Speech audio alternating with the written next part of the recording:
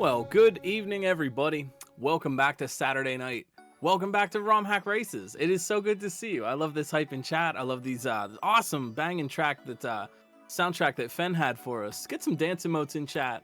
Make some noise in a manner of speaking, visually, of course. I can't actually hear you, but maybe if you spam some emotes hard enough, I will be able to hear you. I am very excited. We got a fun level tonight. It is week 278 around here. Can you believe it? We've got a really cool level tonight from Morph Moth. You will know them as the maker of both Summer and Autumn. Still waiting on Winter, we'll see, but they've made Summer and Autumn, and they're here tonight with a really cool level for us, Castle Crevice. Is it Crevice or Crevasse? I don't know, I'm going to use them interchangeably. Castle Crevice Crevasse is our level tonight. And if you don't know how this works, if you've never been here before, welcome. Glad to have you. This is ROM Hack Races, and every Saturday night, we have a fresh, never-before-seen Super Mario World Kaizo level. Sometimes it's other games even, but usually we're sticking to Mario World. And it's a challenge of improvisation, sight reading, if you will. The racers do not know what the level contains. They don't know what's in it. They're just going to have to improvise and use all their wits and skills to get to the end. But they do know a couple of things because we have very kind and talented testers who play the level throughout the week behind the scenes and give it some difficulty ratings. So the racers can kind of know a little bit about what they're getting into, and you all will know as well. The testers this week have rated this level a 5 out of 10 for execution, a 6 out of 10 for complexity. The racers also know that there are 2 sections, and those sections are rated 4 out of 10 for length. The racers know that you can't go over it, under it, or around it. So what's it gonna be? And those testers, those kind folks who gave their time throughout the week to play this one. This week we had RB Pimlico, Mason SMW, Gossip Greg, Fen, and Blue Ribbon High Life come out to test for us. We really appreciate that. Fen, of course, on the restream tonight, Dr. No hanging out in chat, and also in the scouting area. We've got 13 racers who have signed up, and that's a lot of streams to watch, but we've got some scouts who are letting us know who takes the lead, who we should rotate in on the restream, so hopefully we'll get to see everybody's clears. Fen on the restream tonight, Dr. No, Kelgand, Blue Ribbon High Life, and Starlord all helping scout for us. And the 13 who have signed up, it could be you over on romhackraces.com, but the 13 who have signed up tonight in alphabetical order: B2DE, Bunker Games, Ender of Games, Endless Ascent, Germ Dove, Ike SMB, Jank Pickle, Louis Duce, Muzzle, Nathan MG, Revelug, Ceocadelic, and You Fail Me. Good stuff, and I know we're going to see some excellent gameplay from these racers. Put some emotes in chat if you're here to support, your favorite racer. If you want to get some new emotes, go and follow the racers who are hanging out. Keep in mind, this is really tough level stuff. This is high level Super Mario gameplay, and you're seeing really good players play against other really good players. So, don't be fooled, because the lead is never safe in a race like this. I'm sure you've heard this trip from me before, but these are a challenge of sight reading, it's a challenge of sight reading. What that entails is essentially consistency versus one-shots. Are the racers going to be consistent at the parts that they have learned, or are they going to get to a new part, clutch it out, and do a one-shot to get themselves a checkpoint, some extra knowledge, maybe even the win? And so what I mean by no lead is safe is that someone who perhaps needs more consistency to get to a part could lose out to someone who one-shots an obstacle. Knowledge is power in this. Knowing what is coming up and knowing how to deal with it is huge. So we will see how that dynamic plays out among all these great competitors. And I'm GlitchCat. You probably knew that, but I will bring you the play-by-play. If you have any questions or want to learn more, romhackraces.com is the site for you. And that countdown says it is about time to roll. So let's do it. We got Revelug, Germdove, Muzzle, and You Fail Me here to start us off. Week 278, Castle Crevasse from Morph Moth. I was going to put in some lore, but it's like, who cares? It's a race. All right, we're racing. Let's do it. I myself am kind of unfamiliar with this one. I'm also seeing this for the first time, but what have we got here? Okay, very cool. All right, we've got some tricks with turn blocks, and it looks like Revelug in the upper left has already figured out some stuff here. there are ways to throw turn blocks. You can toss them up to hit the yellow rotating blocks. You can throw them over each other and then hitting the, looks like Muzzle almost had it. Yep, looks like everyone's picking this one up. And then hitting the coin block with a coin above it will produce an invisible solid block that Mario can stand on. Cool, got all that? Okay, we're moving on, and now we are actually in the main section here. Yes, the Mars bars will kill the player, those little long black death blocks. They are very, very tricky. We're gonna need to watch out for that. We've got sort of an anthill kind of section going on here. So tight movements, and there kind of is like one thing to do. First thing to do is to stop the blue shell. Blue shell is being kicked by that kicking Koopa, and it's gonna kill Mario if it collides with him. So how do you stop it? You gotta hit the question block. Question blocks in this game have a weird property where they will stop shells, they will hit enemies. Imagine the game trying to let you kill an enemy which is on top of the block. That is kind of what's going on here. By hitting the block, you imagine it creates a little shockwave, basically. And that shockwave can knock out shells, can knock out enemies and such. I don't know. Is Muzzle stuck? I don't think so. Looks like Germ Dove in the upper right is putting a lot of this together. They need to get under that chuck gate. Holy moly, Germ Dove. This is some good stuff. Excuse me, was that, sorry, I just didn't catch it. There's a lot going on in this one. So we've got the shell stopped, and we've got the mushroom. Grabbing the mushroom to get through that next part. They need the iframes to run across the spikes, and then they're watching out for the thwomp. But it looks like Germ Dove here in the upper right, getting a little bit farther. They need the shell to throw into that gap in order to bounce on it and cross the gap. And they need to time the question block hit so that the Koopa gets hit by that little shockwave I mentioned. And dies. Well, it doesn't die really, it just goes back into its shell and hides. Revelug, though, in the upper left, they know they need that note block. Remember, the note block also creates a little shockwave that kills enemies. Revelug making some reads here in the upper right, but they have to figure out what they want to do with these red flying Koopas. The sort of textured, slanted line block down below them is solid for Mario, but not solid for sprites. So any sprites like those naked Koopas will just fall down into the hole. And Revelug here, what in the world? Revelug in the upper left, trying to think about how they're going to deal with this obstacle. I think they could jump that. Oh, Thwomp Death. Yikes. But that is pretty big knowledge. Revelug gaining a lot of information about what is coming up next in the level. Meanwhile, Germ Dove, and you fail me. All right, making some progress, getting all the way consistently back to where this Koopa is. So are you kind of getting the basic idea? If you have any tech questions, if I haven't explained something or you want to learn a little bit more about Kaizo, you don't understand why something is happening, please feel free to shout it out. But this level is so far themed around these. I refer to it as a shockwave. I think that's a good way to put it. I don't know, maybe I'm wrong about that. Like, you don't see the shockwave visually, but you can imagine that a question block when hit, a turn block when hit, or a coin block will create a little shockwave that will knock out sprites and enemies. Here we go, Revelug. Here, they're gonna show that shockwave off if you missed it. Ah, they tried, okay. They're able to kill those bullets. Muzzle with a shot at it in the lower left. Yep, they're able to kill those bullets by bopping the note block adjacent to where the bullets are. And now, if you remember from the first section, hitting a coin block with a coin above it, check out Muzzle's screen in the lower left. There's a question mark block and a coin right above that. For whatever reason, if you hit that particular block in that configuration with a coin above it, it will create an invisible solid block like we saw in the intro screen. And that would prevent them from getting through, so they want to not hit that block in that situation. Muzzle, oh, yo, okay. All right, solving that little gap with the thwomp with a weird little spin. I think they were trying to go over the thwomp and bring the shell with them. Not quite sure what we need to do after that part, but I'm sure we'll find out sooner or later.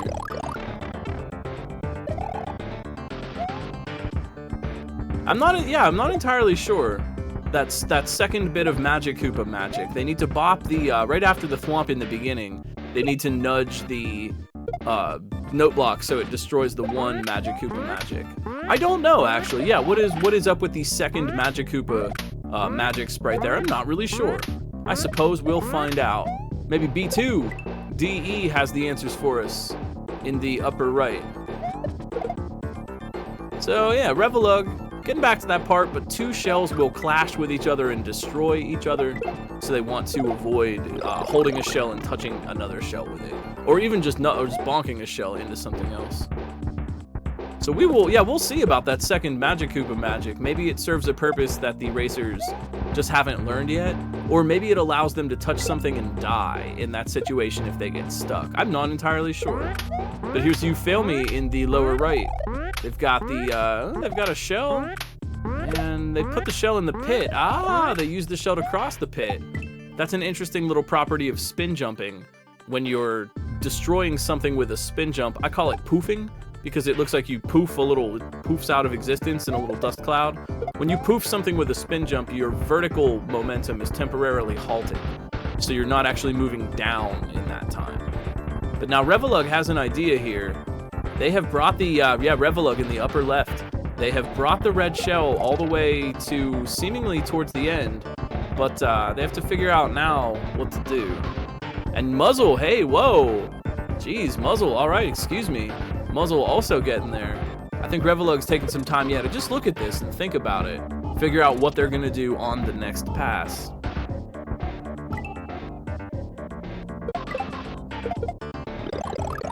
Really cool race so far. I really like how a lot of racers are pretty much at the exact same point. So far, nobody's kind of running away with this, and this would certainly highlight the importance of consistency and one-shots. Whether, if a racer can be consistent and get back to the part they need to learn, or if some racer on their first attempt at that part is going to clutch it out and one-shot it. So we shall see. Well, you haven't missed much yet. We're still on the first section here, Revelug, B2, Muzzle, and You Fail Me. The gimmick here is hitting different blocks, note blocks, question blocks, in order to affect the world around you. Lots of folks getting a chance at the double red Koopa part with this magic, and that means a pretty tight race, but B2 has got a shell, and they have got an idea here. There is a naked Koopa in that shell, and they're gonna need to, whoa, B2, okay, B2 DE, and that's a first checkpoint. Wow, see what I'm talking about? They brained that out. They figured out what to do. Oh man, that's really impressive. B2 is gonna be moving on, see what I mean? I saw that spin jump from You Fail Me. It is possible to destroy bullets in that way, but actually I think that's subpixel dependent. If I'm not mistaken, like you have to kind of get a good subpixel to get into the bullet and kill it. I don't know if there's a truly consistent way to do that kind of trick. But B2 now has a chance to really run away with this, and boy, they are moving. Look at all this knowledge they're accumulating. Whoa!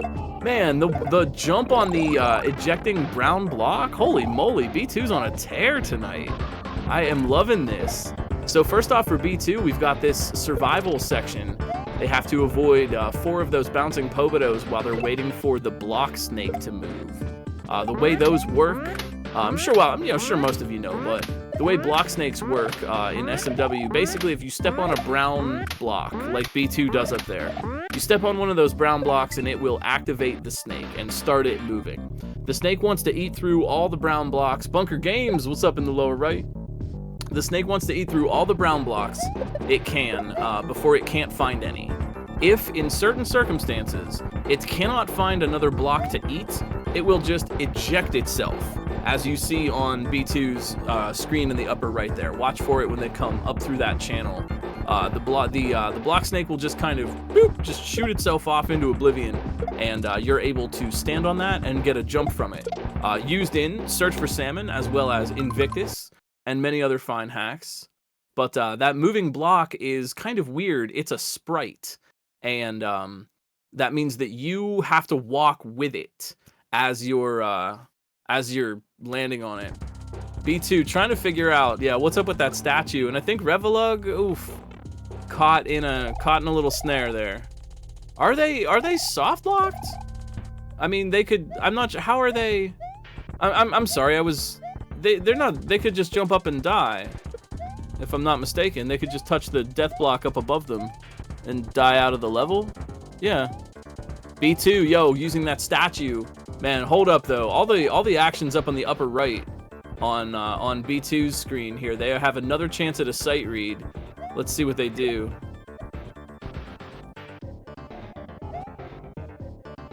So B2's never been to this part before, and so they have to kind of figure out what they want to do. What do they? Oh, wait, I think I get it. I think B2 gets it also. Oh, okay. I think B2 does get it, but maybe they need to look at the situation a little bit harder. They want that shell to go in there and hit the on-off switch, and they also want the shell back so that they can destroy the Magic-Koopa magic with it. Meanwhile, Bunker Games and Muzzle getting to the end. We're looking at the pipe here, but B2 had the really big brain strat and figured out that they needed to bring the Koopa in the shell so that they could use the shell to make that final jump. So really, man, good brain tonight. B2 is just on a roll right now because they figured it out sometimes. So here we go. B2, yeah, that statue falls down on them, and that clips you through the floor. There's a semi-solid wall to the left of B2 when they do that, and by having the statue fall on your head, it causes Mario to clip through adjacent solid surfaces.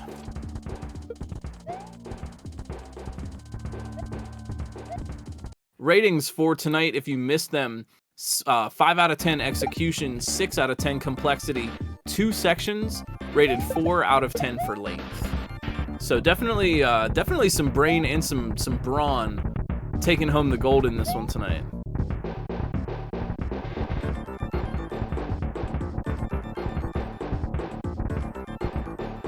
Louis Duce with that H.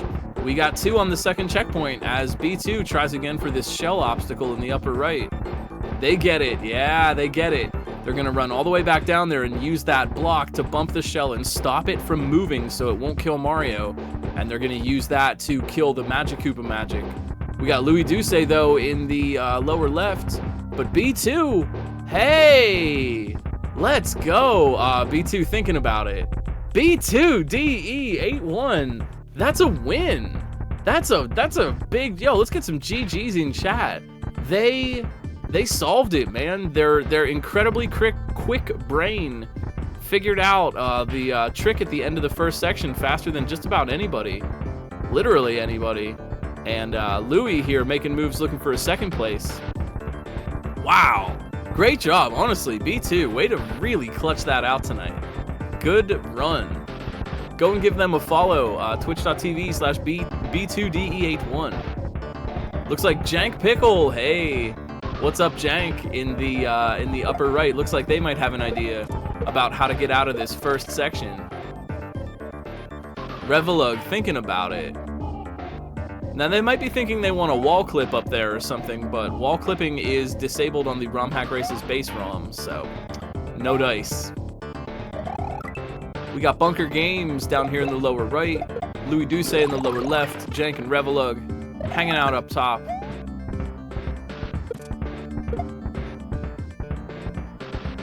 Yeah, very well-deserved win tonight for B2. They got out on a big, just a lead right out the gate. B2, yo, thank you for the raid. You won.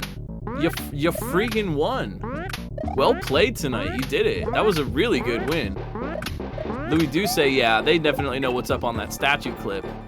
And Louis looks like they are making some quick moves here, trying to get that second place. Louis, you need that, man.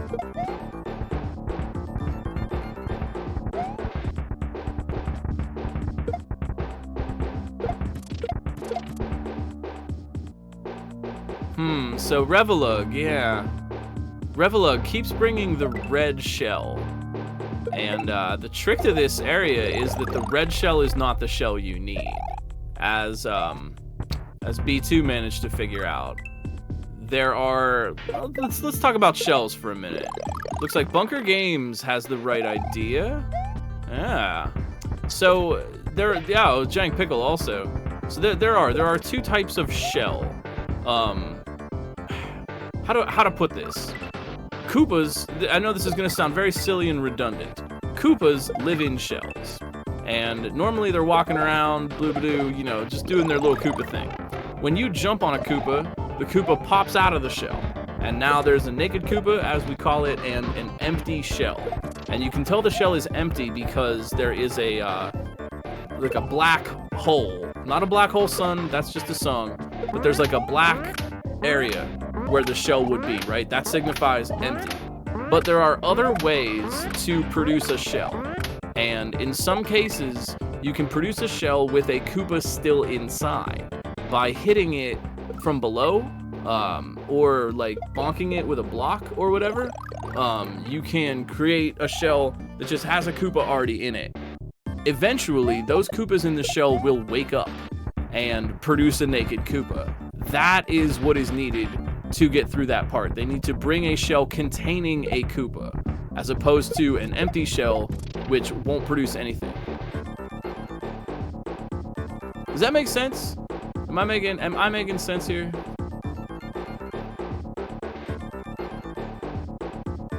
Again, if y'all have any questions, please feel free to ask. If you want to learn a little bit more about Kaizo or Mario World mechanics, or you missed something, let me know. That is always cool. And You Fail Me, there we go. Got that green shell, they figured it out. And You Fail Me is off and running second checkpoint, as Louis Duce knows what they want from that little bump block here. They're gonna use the shell to get through, and I'm thinking Louis is gonna be a shoe-in for second place. Hey, oh, being skeptical. Good job, Louis. Made it. Louis Duce, really solid player. And that didn't get the moon, but you know, there's a race to run. We got things to do. We gotta go, man. We gotta go. Yo, it's Muzzle in the lower left. Muzzle, You Fail Me, Jank Pickle, and Revelug here working hard. You Fail Me on the second section now. They are making pretty quick moves. Someone was asking, how long do you have on a grab block timer? I actually don't know the answer to that. I just realized I never got a chance to ask that answer that question. But the thing about grab blocks is normally they shatter. That's kind of the point of a grab block. You have it and you throw it, and then it shatters on something. And so you'll notice sometimes, especially in the second section, Muzzle and You Fail Me, they have a grab block, but they throw it and it doesn't actually shatter. There are ways to prevent that. If you are, yeah, you'll see it on You Fail Me screen. You just saw it right there, and I think they're gonna do it again later. If you are standing in that exact configuration and you up throw a grab block, if a grab block hits something from the side, it will shatter. But if it hits something from the top or the bottom, it won't. So you can hang out and up throw the grab block in order to bop that turn block open without actually breaking the grab block. There's You Fail Me doing it once and then twice again by the saws in order to get through that section. So that's a little trick that I think a lot of people, if you play enough Kaizo, you kind of know. And if you don't know it, you'll learn it pretty quick. But there's the secret. There's the secret to this area, and I wanna call attention to that real quick. Muzzle and You Fail Me working on the second part, but Jank Pickle is showing us how this first area works. So you notice, remember I talked about the coin above the question block? You don't want to hit that block. If you do, with the coin above it, you will create a invisible solid tile. But you do want a shell containing a naked Koopa at the end. There is a shell containing a naked Koopa in that block. That's not actually something that you see in the original game, but I think it's like an unused asset in the original game because it's in Lunar Magic by default.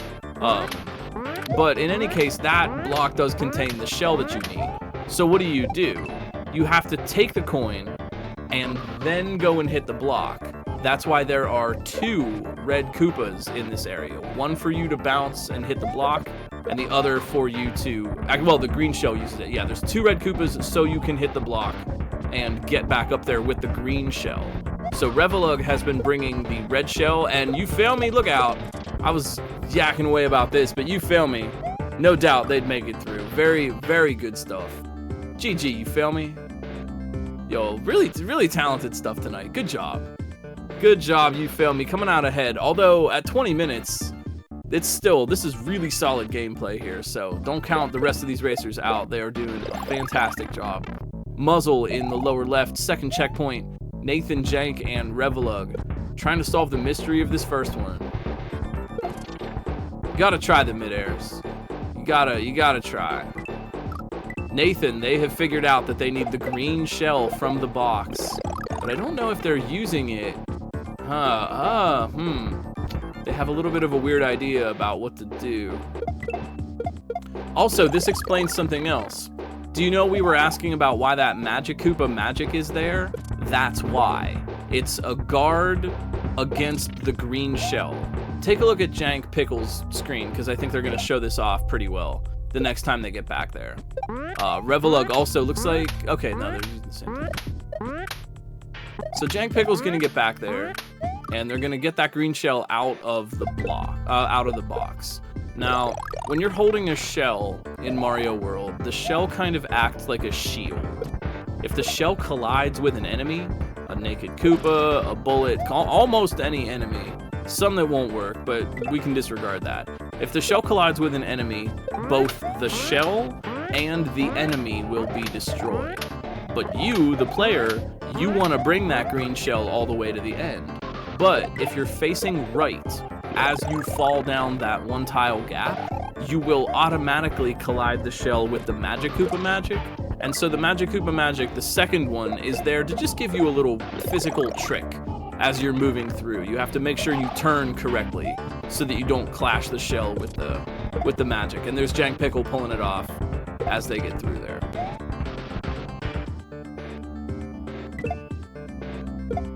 Jank, let's go. Yo, nicely done. And that weird little shell jump that they're wrapped around on, like we're up close against the wall. That's a weird kind of shell jump you don't often see. Revelug, trying to puzzle it out. I think the issue here is that Revelug and others are making the assumption that the question block only contains a coin, right? They're not actually realizing that it might contain something other than a coin. And so instead of thinking to bring the green shell, they're bringing the red one, which honestly is a pretty fair misassumption, you know what I mean? Yeah, Jank was doing, that's a weird way to, weird. I don't mean that in a condescending way. It's a tool in the toolbox. Revelug, oh man. They managed to jump up there without without needing the naked Koopa with P-Speed, but the shell despawned. Boy, that's tricky. I wonder if they're gonna try the same thing or they're gonna try a different approach. That could happen to anyone. Meanwhile, Muzzle, looking like they want to figure out how to get out of here. Oh, this is good. Look at him thinking about it. Yeah, Muzzle. Just look at the concentration. Yeah, they got it. So Muzzle's gonna try to race that shell all the way back down to the bottom, bop it, and then turn it, twist it, pull it, and maybe pass it. And by pass it, I mean pass the level. They need that shell to kill the Magic Koopa magic. Oh, they're smart though. They drop killed it to bring the shell with them, just in case they needed the mushroom for the end. Smart thinking, Muzzle. And that's a clear GG.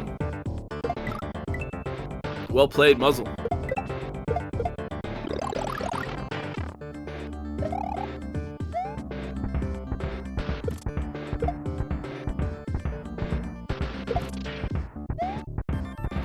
We got Revelug, Jank Pickle, Bunker Games, Nathan MG right now. Jank in the second section.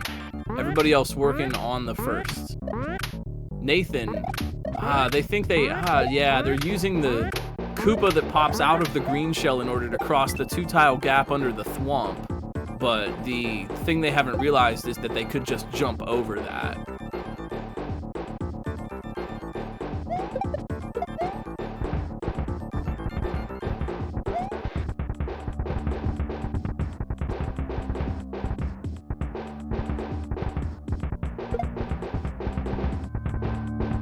So here's something that wasn't mentioned. I like this intro section, Morph Moth. I mean, this is a really cool level also. Can we get a shout out for Morph Moth? They are really a good maker, making some cool stuff for us tonight. And I love that intro section. They have to hang out in that room because they're waiting for the block snake to eat away the wall so that they can get out. And Bunker Games, geez. They definitely see it now. Bunker is ready. They have the strats. I think they're going to get it soon. Keep your eye on the lower left. Jank Pickle here to figure out what they want with this green shell. This is such a cool level. I love the chase. The little shell chase, like back down the area. I'm not sure what Jank was going for there. It's not the first green Koopa. It is the green Koopa that is in the box near the 2 red Koopas. Bunker Games is going to go for it. Bunker, yeah, there you go. Bop it, and then grab that green shell out of there, and then bring it along. Bunker, yeah, they get it. Can throw the shell up through the corner, and then they need to move fast to get that naked Koopa. Yo, Ike SMB in the upper left. What's going on? Bunker Games making their way to that checkpoint. Let's go. Let's go. Ike in the second section, so it's Ike, Jank, and Bunker right now. And we're all working on this second section. Thank you for the raid. Also, I hope you're having a really good Saturday night. Thanks for making ROM Hack Races a little part of it.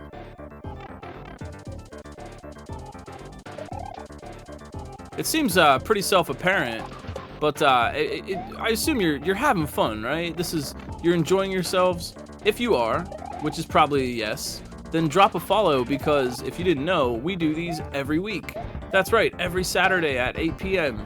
You can tune in for another fresh ROM Hack Race level. Heck, you could even race with us if you want. And if you really want to hang out and maybe learn a little bit more about SMW, Lunar Magic, Kaizo, or get some help on your next ROM hacking project, we've got that ROM Hack Races Discord. It's on the website, romhackraces.com.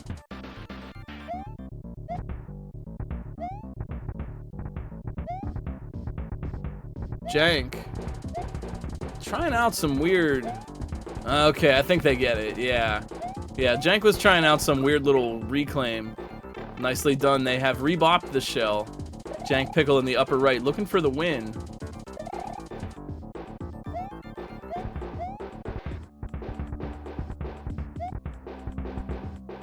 Hey, good suspicion. And Jank Pickle. Oh, look out, yep. Oh, they're trying. They're gonna try for it. Oh, okay, all right. They got a little turn back at the end. That was cool. A little turn back swag shell jump for Jank at the end. So I mentioned earlier that if you're holding a shell, it will collide with an enemy and kill it, right? And then the shell will be destroyed and the enemy will be destroyed. There is a way to prevent that. If you are throwing the shell up or dropping the shell down, therefore you're not actually holding the shell, it's just in the air, either from being dropped or being thrown up, in that case, the enemy will be destroyed, but the shell will not be destroyed. And you've noticed a couple of racers have brought the green shell through the pipe to the end. That's what they're doing. They're being clever, and they're realizing that maybe I need the shell after this point, so they're instead doing a little drop right before they touch the Magic Koopa magic. And it doesn't look like it, but that puts the shell in an inert state for just a couple of moments, and we'll kill the Magic Koopa that way without actually annihilating the shell. It's a clever little trick that is often used in Kaizo to force you to bring an object kind of past a place where you think you need it. Germ Dove, let's go. I see that big H. Germ Dove making their way out. They are moving on to Section 2. Germ Dove, Ike, and Bunker Games now in Section 2. Nathan in the first. Me and you. Super Mario. How are you feeling? By a show of emotes, How is your Saturday night going? Hopefully we can bring a little bit more hype, a little bit more fun. Whoa, Ike there. What the hey, would you? Ike, that was amazing. It is possible. So Ike didn't need to use the bounce block there to stop the shell. That would be the easy way to do it. It is possible to jump on enemies like that. Mario is weird. And if you're in a one-tile area like that, it is possible to jump and you're technically above the floor just a little bit. I don't know if that's subpixel dependent or not, that you need a good subpixel to pull something like that off. But in any case, it is possible to kill enemies or cross a gap that way.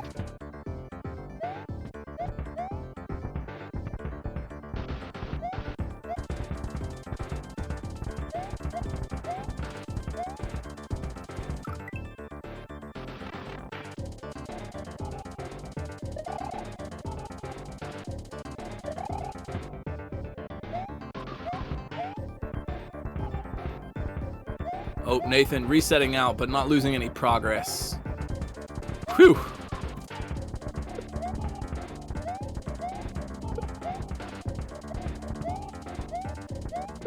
So again, if you have any questions or something that I didn't mention or you got here late or whatever, let me know. Please just shout it out in chat. That's all good.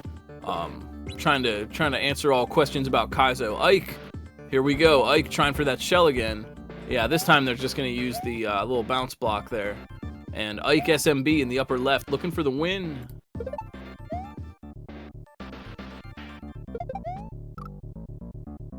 Oh, Ike. Oh, that was honestly, that's clever though. That's the mistake you want to make. That's a mistake made out of experience. Honestly, no. They didn't use the drop to kill the Magic Koopa. Instead, they kick the shell forward because they think they need the shell on the other side. It's a perfectly safe assumption, and actually one that I think is probably like good to make in a Kaizo race situation, because you don't need to waste the shell there, so perhaps there's a troll at the end or something. Perhaps you need to use it again later for some reason.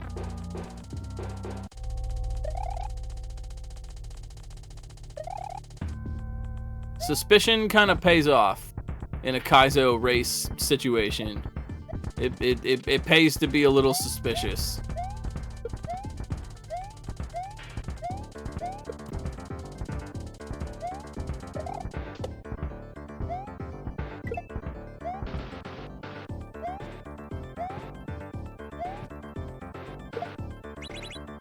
Germ Dove in the upper right could be their moment. Oh man, that death might cost a... Oh, it did! Oh dear! Oh, Ike is just behind. Oh man, they're gonna get it right together. Who's gonna get it first? Oh man, oh no, dude, Germ Dove, watch out! Germ Dove! And they got it. Oh man. Oh man. Ike, what are you thinking about? Oh man. They were fooling around a little bit at the end. They almost got it. Almost got the upset. Bunker Games too, they are right behind in the lower left. Looks like they are gonna get out of here just fine. Unless they're fooling around, trying for those mid-airs. I mean, it's good to try. You should give it a try, but that's excellent job. Ike, Bunker Games, and Germ Dove.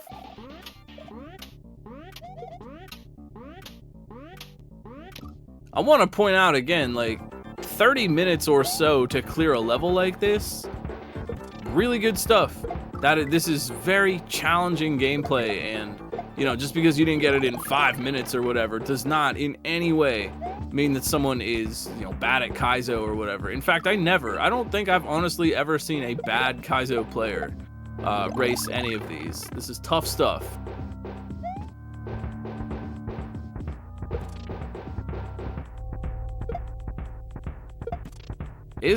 Could it be the final four?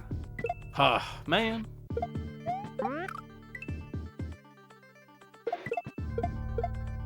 Well, I don't want this race to be over yet. I'm having a good time hanging out with everybody. if you have questions or things you want to mention, let me know. But just thanks for hanging out. Thanks for making ROM Hack Races a little part of your Saturday. Go and follow the racers if you are so inclined. You can get a lot of really good Kaizo. You can see a lot more good Kaizo gameplay on Twitch.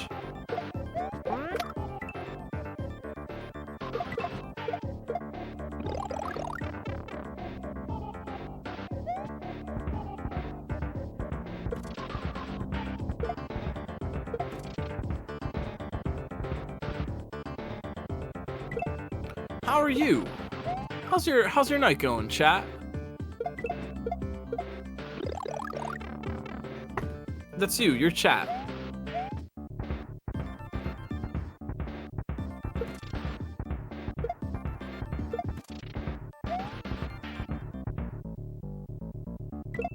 Yo, you feel me? Thank you for the raid. Well played tonight. Well played. It's you. We're all chat. Yeah, anybody. Yeah, if you're here, you're chat. That's you. You're in the show. What, you didn't practice? You didn't practice your lines? Oh, jeez.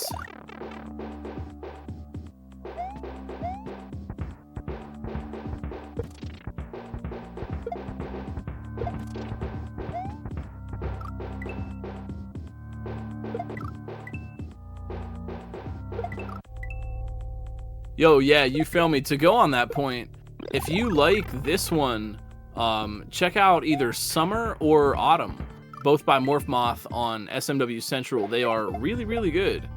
I think you'll enjoy them.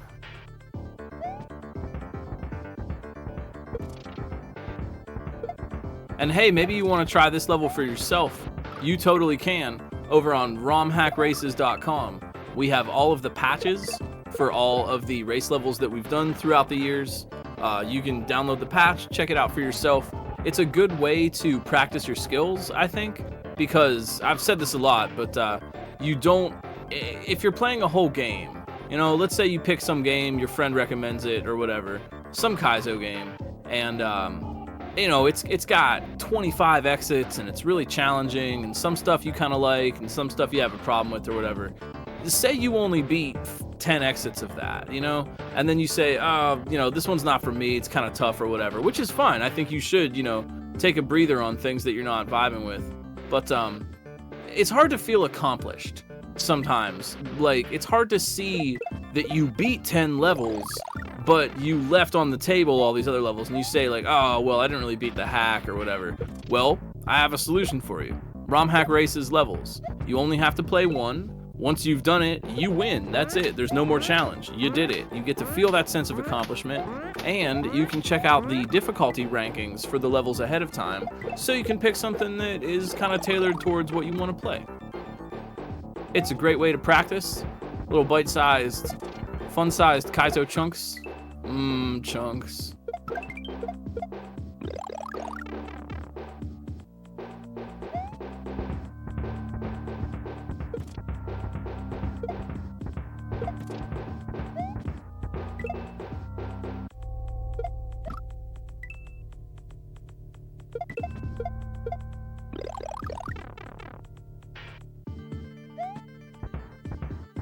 I saw this. I was in Big Lots the other day buying cans of water, and they had this, I forget exactly what it was called, but it was called like Munchie Chunks or something, and it was just like some kind of like cookie trail mix with like pieces of pretzels and junk in it, and I was just like, what is the world coming to? Like, hey, pick me up a bag of Munchie Chunks. Hey, I like the sparkling fizzy water. I'll pay my $1 extra or whatever. I really like it.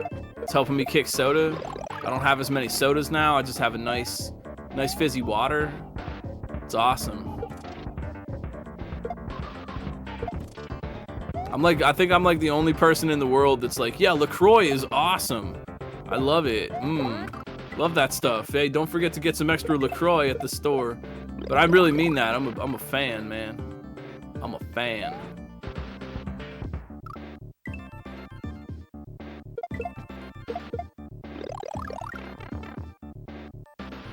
I can't remember. I'd have to ask my wife what that was actually called. It wasn't Munchie Chunks, but it was something like that. It was like snacking chunks or sugar chunks or something that was just like why is this product even called this? It does sound like Futurama.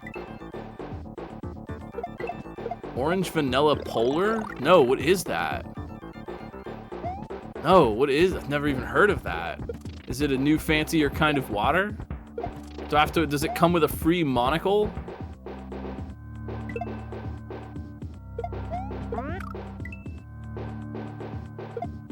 It's a different seltzer brand. Might be good. I'm down. If it's fizzy and it's water. Dreamsicles, ew. I hate that flavor, man. I'm out. I'm I'm out on this. I hate dreamsicle flavor. Gross. Ew. I don't know about you all, but I had braces when I was a kid, and it was like 90s braces. And so I had to go to the dentist a lot. And the dentist would give me this fluoride stuff for my teeth when I was a kid that you had to like put it in your mouth. And you had to Nathan MG. And Nathan went to the dentist and got the H. Oh my gosh, amazing. No one's ever gotten the H at the dentist before, but Nathan clutched it out. Way to play, Nathan. Good job. Moving on, Nathan MG, lower right-hand corner on the second section. But anyway, the dentist gave me this gross fluoride stuff for my teeth when I was a kid. And I'll never forget his weird nasally voice. He was like, all right, now this is dreamsicle flavor. It wasn't dreamsicle flavor. He lied to me. He lied. It wasn't dreamsicle at all. It was crudsicle. It was a gnarly sludgesicle flavor. And so ever since then, if something's called dreamsicle, I'm out. I can't even. I hate that flavor. They ruined it, man. Him and his weird nasally voice, he ruined it forever. Dreamsicle, he'd say, as was the style at the time.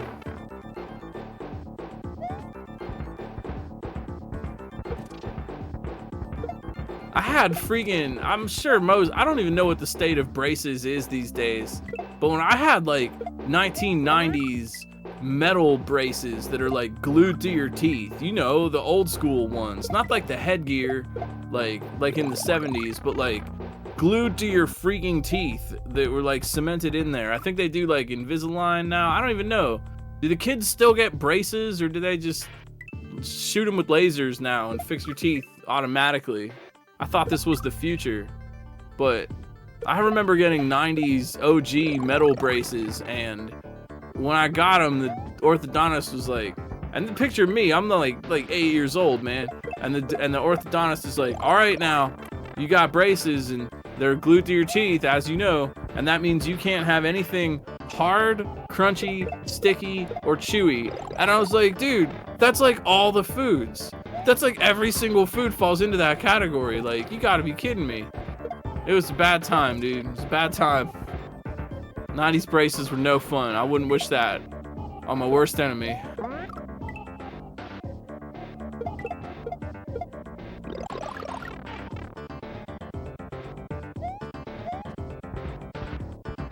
If you want to play this, head on over to romhackraces.com. That's our website.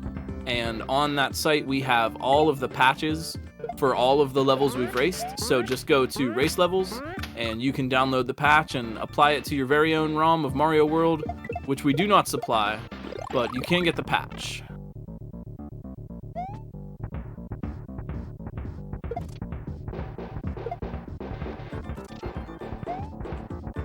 CO, yes. I see Cadelic that they have picked up some knowledge, and now they know which box to hit for that green shell.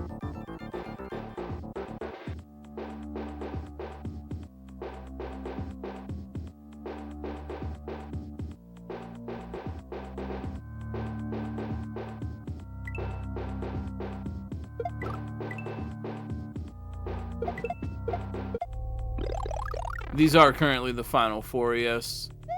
I don't know about everybody's status. I only see what they put on the restream.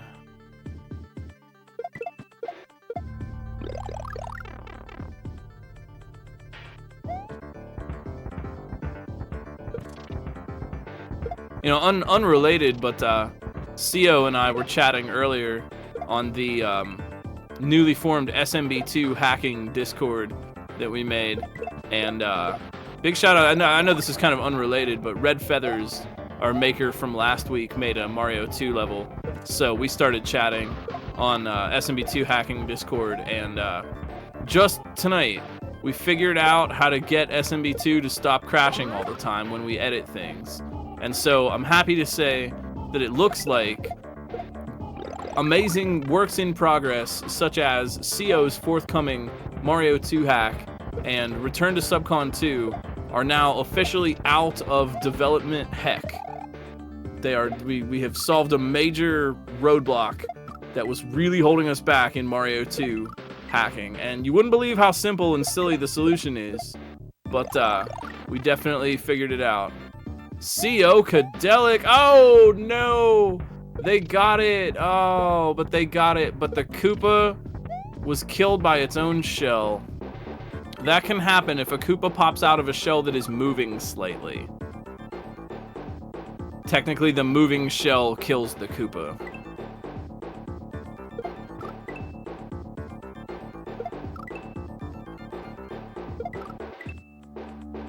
Nathan, though, hey, they're making moves. Let's go.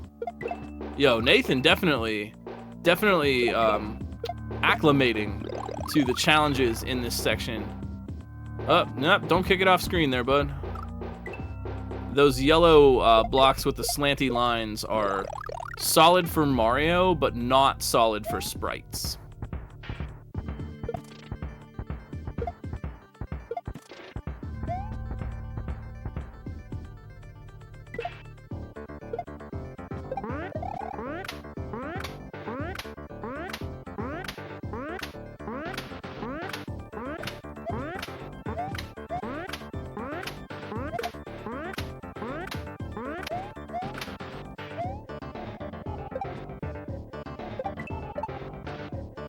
This soundtrack in this level is really a bop.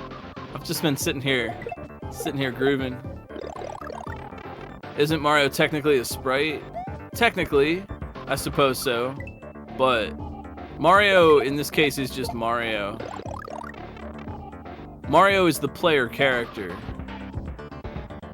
I mean, I guess technically. But they'll let any other sprite but Mario. They'll let it through. And looks like Nathan trying to get let through. Can they do it? What are they going to do at the end here? Nice drop kill. Hey, very good, Nathan. Excellent little drop kill. They're bringing the shell. Let's see if they want to do some swag. Maybe a little bit of swag? Nope. All right, that's fine. That's fine. Swag is optional.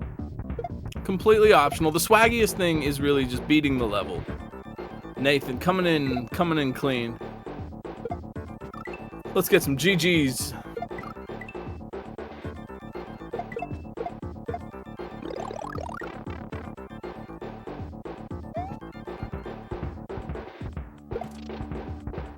How much the game differentiates between Mario and other sprites? I have no idea. That is a question for more tech-minded people than myself.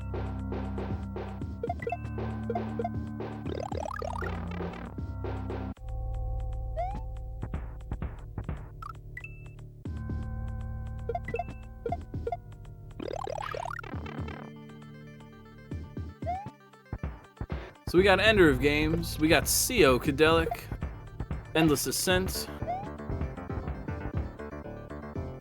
and only 49 minutes in. This is really good. Some good gameplay here tonight. Nice, yo, CO, getting a little sneak by on those bullets. Yo, thank you for the raid, Nathan. Well played tonight.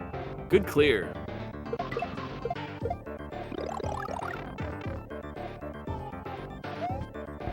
CO Cadelic, possible. Oh, they weren't fast enough. They have to move a little bit more quickly through that part in order to catch the Koopa before it falls off the floor and goes away forever.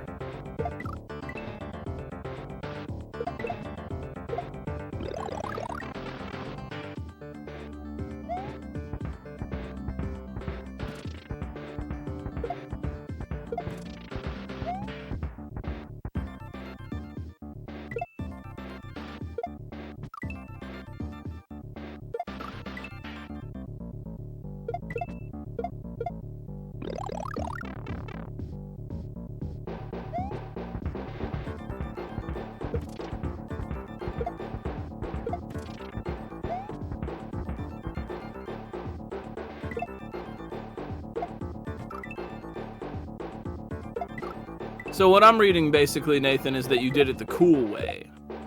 You did it the hard way, and you get some extra cool points. Yeah, that sounds like gaming to me. Sounds like extra gamer award there. Yeah, the cool way. Yeah, you get it.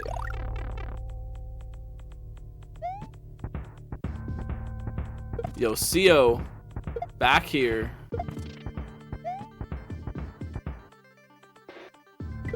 No! Ah, jeez. CO, having a little bit of trouble at that ending part. One thing that I think some racers had trouble catching on, which, again, is like, these are really fair, bad assumptions. Race brain is real, and Kaizo brain is real, and in some cases, you're making assumptions about what the level wants from you, and it can be really difficult in any situation to question those assumptions.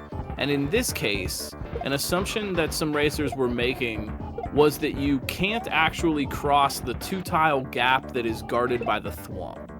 I saw some racers trying to like spin jump over it, and like CO even is making this work with a spin jump and a catch. The thing is, you can just jump that 2-tile gap. So here goes CO in the upper right, and they're gonna spin when the thwomp is down. You don't actually have to do that, and it works. They're getting through, and CO 1 block away. It definitely works, but it makes that situation a lot more difficult. You run the risk of destroying the shell with your spin jump, or just being inaccurate and not actually making it through.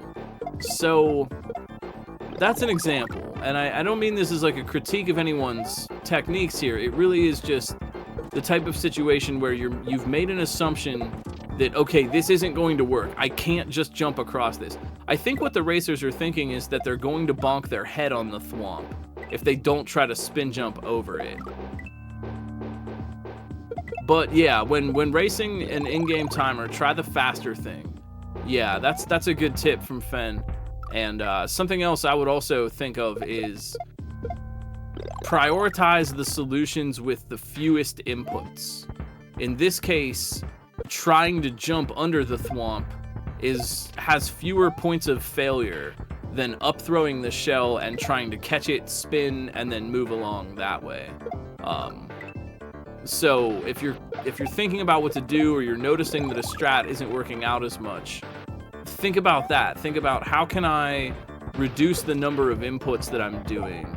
And maybe it would work out more because inputs are all points of failure. Every button you push is a chance to screw something up. I don't mean to be so cynical about it, but you know, if you didn't have to push any buttons, you wouldn't ever die. You know, if the game was just like, okay, push one button and then you win, it'd be too easy, right? So inputs are points of failure, and the fewer that you do, the safer you are making yourself. But yeah, here's Endless Ascent. I think what they're thinking is that you'd bonk your head on the thwomp. If they try to jump under while the thwomp is up, it looks like you'd bonk your head. And sure, yeah, from when we're sitting back and looking at it, from my point of view, from our point of view in the audience, yeah, it seems like, oh yeah, of course that's what you do. But when you're in the game, you're looking at the level, sometimes not. It can be race brain, it can just be an oversight, you know, it does, right? From our point of view, it looks easy. Oh yeah, no problem. But from the point of view of the race, maybe not so much.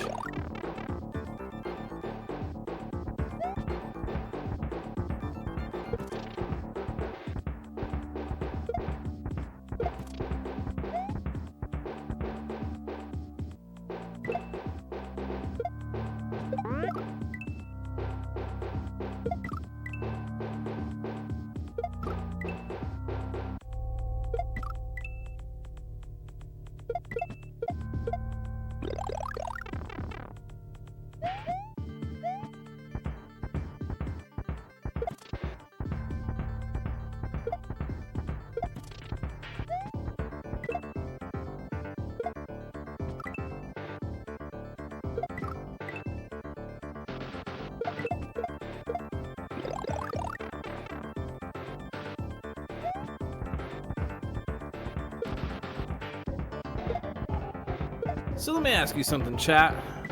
What Kaizo games have you been playing lately? What's new? What tickles your fancy?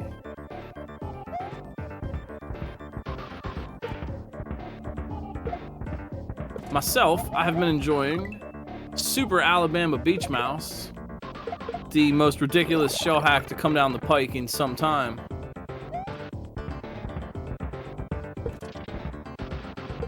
Hey, Quickie World, yo, that's never a bad choice. Never a bad choice. Quickie World will be a staple for a long time to come. Gracie World, also a classic. Nice, we got good appreciation for the classics. Jump, also a classic. Brave New World 2, I don't know if that's from that era, but also a good game.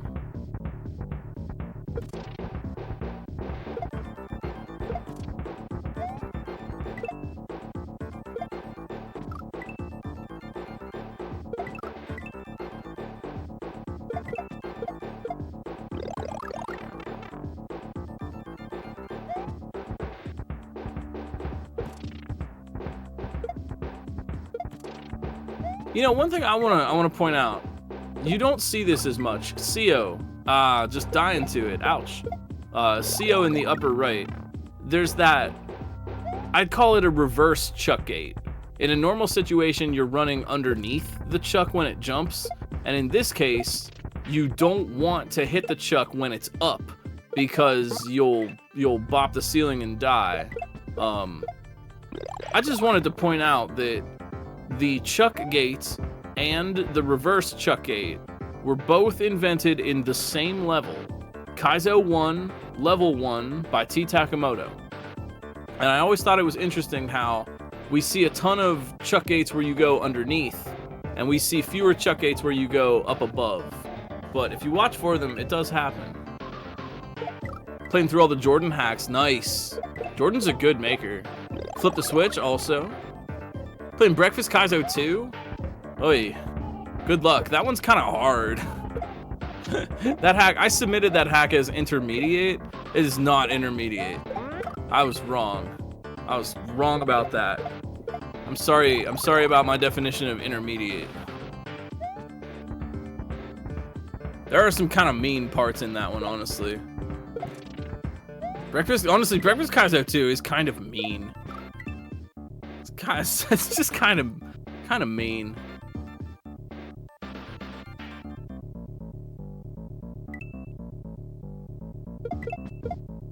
The rating system for ROM hack race levels? What would you rather see? I don't mean that in a way. I'm curious what feedback is. Oh, for SMW Central. Well, you gotta figure, yeah, I mean, I also, I mean, as speaking as SMW Central Kaizo moderator staff, I also think we could stand to improve that a little bit, and there have been talks about ways to do that. Yeah, well, the thing is that it is really difficult to come up with a sort of a Moss hardness scale for Kaizo. It's really challenging, if not impossible, to objectively say whether or not something is, you know, it's a 5 out of 10 or it's 6 out of 10 or it's intermediate or it's expert or whatever. I think there are some things that could be probably reclassified. If you have any in particular, you could bring them up and we could pass that on to staff and see about that. When we came up with the classification beginning, I mean, it used to be that all Kaizo was just Kaizo Light. And Kaizo Light meant any Kaizo, and Kaizo Hard meant TAS. And those were the only distinctions. And now we have beginner, intermediate, and expert. And when we created that system, we went through and tagged things that we thought ought to be changed. Is this intermediate? Is this expert? And the whole moderator staff had some time going through that and updating some of those. Some of them might have gotten lost in the shuffle. That's how, you know, we'll pick that up and figure that out when we get to it, or if people bring it up or whatever. The other issue really is that, like I said, it's just really tough to judge where something is. And so giving it a number rating, like, wouldn't really solve the problem. giving it, you know, having a Kaizo super expert just kind of kicks the can down the road a little bit, because then there's a Kaizo ultra super expert and a Kaizo extra beginner, you know, whatever. So that doesn't really solve the problem so much. Beginner, intermediate, and expert are less a classification system and more of a way to let prospective players know sort of what they're in for. You know what I mean? It's, well, okay, this one's marked expert, this one's marked intermediate. And it's less to classify and say this is what the hack objectively is, and more of a way to give people information, something to browse. Oh, no, I hear you. I think this is a fine system to talk about. It could be improved upon, but I guess it's a large logistical kind of problem. There's more to figure out about that whole system than you might think. What do you do with games like Dram 1, where 100% is harder than any percent? We judge by what it is at its hardest. So it would be classified based on its 100%. I think Dram is expert at this time.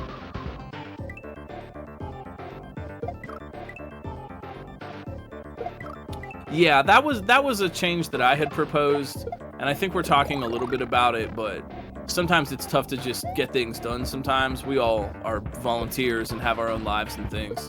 So one thing that I've been kind of letting people slide with the tags a little bit and tag their stuff as shell, precision, cape, or whatever. I think some tech tags might help out a little bit. And might be like, okay, well, this is marked expert and cape tech. Okay, I know what I'm in for a little bit. But you're not wrong. On the other hand, some people like to just find out the surprise. So it's a challenging idea to categorize all the hacks. Spoiler, the tags could be.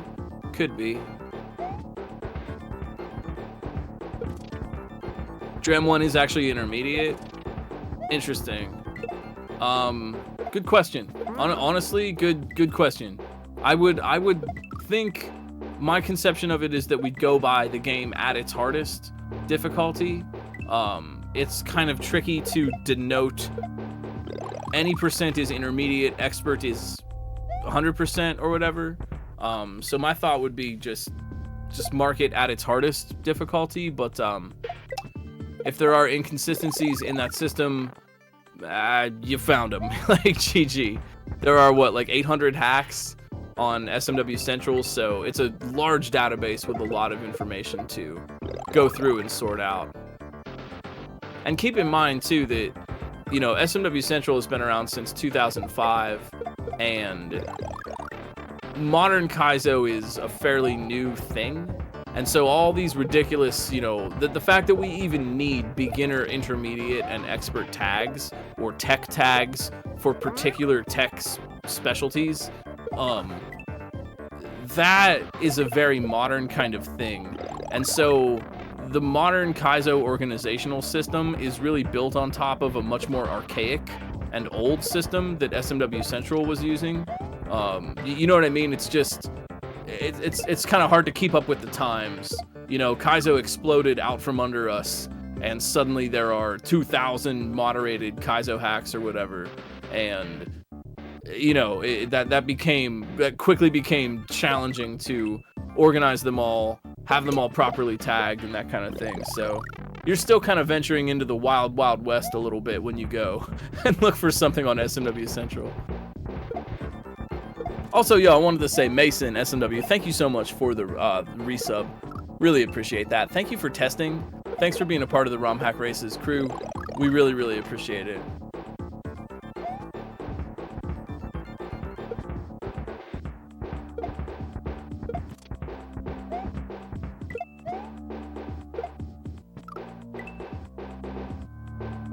Yeah, right? You know, Kaizo design is just such a rabbit hole. Just such a freaking rabbit hole of stuff that it is kind of impossible to come up with a tag system that works for every hack and for what every player wants. Some players, like you said, specifically don't want to be spoiled on what's going on. Some players are fine with just whatever. Some people know the maker and they kind of go by the maker's previous works. Some people want to have everything spelled out for them exactly, you know, and they prefer, you know, tons of tags and clear videos and whatever. Some people, you know, you really can divide up beginner, intermediate, and experts.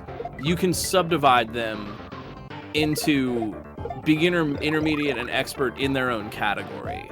So like in truth, there are intermediate hacks, there are beginner intermediate hacks, and there are expert intermediate hacks, right? And the same can be said for expert. There is like beginner expert, expert.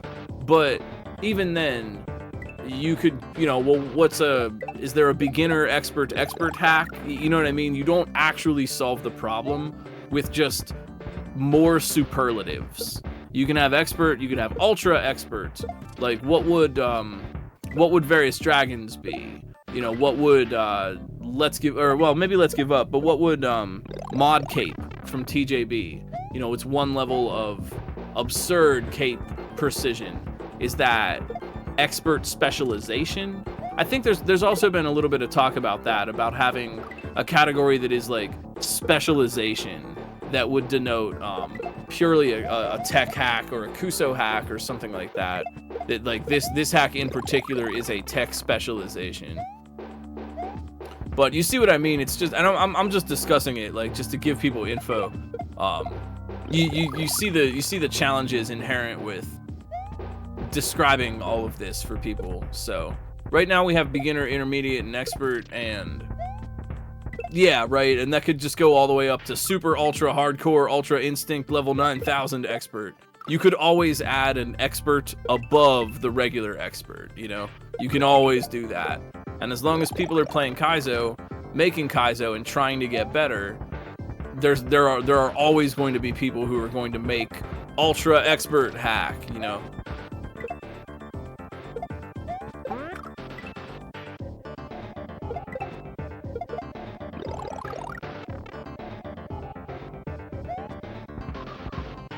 A user difficulty system would be descriptive.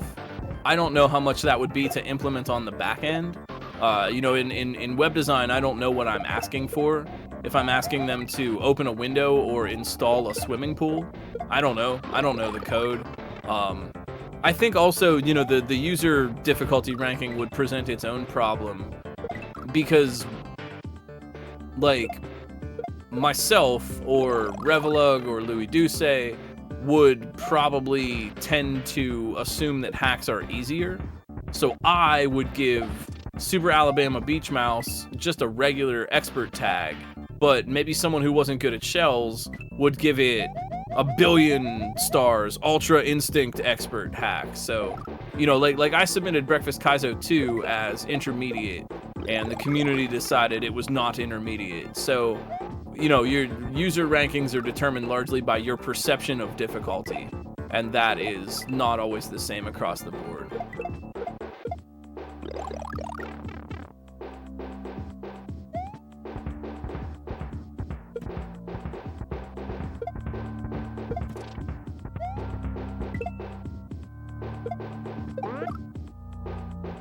So, man, we got Ender, we got Endless Ascent, we got CO here, working on this level, and boy, if Seok would just realize that they can jump under the thwomp. They're losing a lot of attempts to trying to spin throw and grab the shell, but if they would just realize, and again, race brain, you get stuck on a strat that works and you just don't question it anymore. If they would just realize that they could jump under the thwomp, they'd be out of here.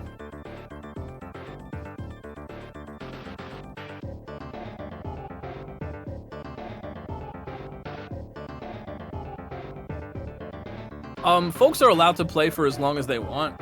We have recorded clear times well after 2 hours. The 2 hour mark is kind of just to give a length of time to the broadcast itself. If people want to keep playing, they are more than welcome to, and you can check it out on their channel. Sometimes we go into a little bit of overtime if someone is close to clearing or whatever at the 2 hour mark, but that's just kind of us setting a length of time for the broadcasts, because you know, everyone that does this is volunteers.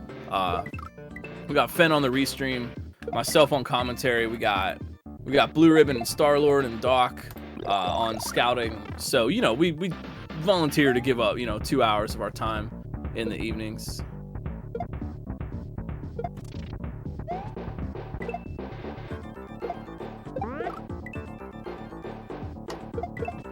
And we really appreciate all the scouts. They do such a great job, and they are wonderful individuals. They always let us know who to put on, and because of their great work, you don't miss any clears.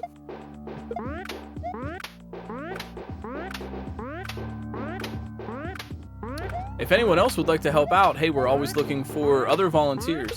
You can check out romhackraces.com, and the sign-up sheets and stuff are on the Discord.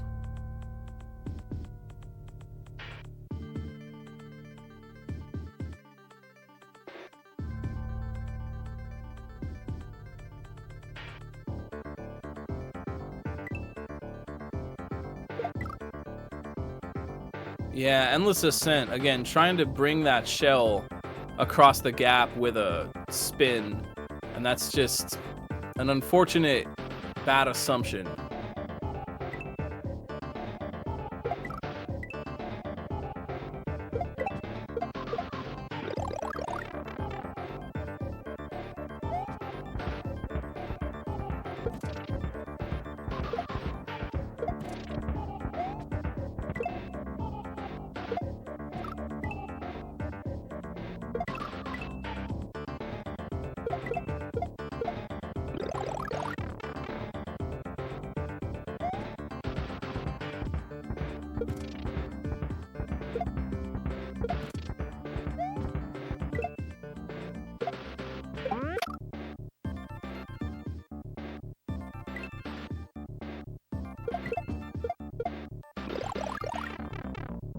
Yeah, CO's strats are great.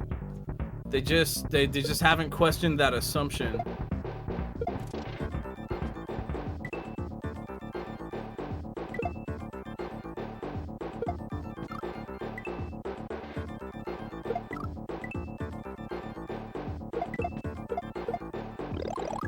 I think Ender of Games is trying to get P-Speed to cross that gap, but you really can do it with just kind of a tight little regrab.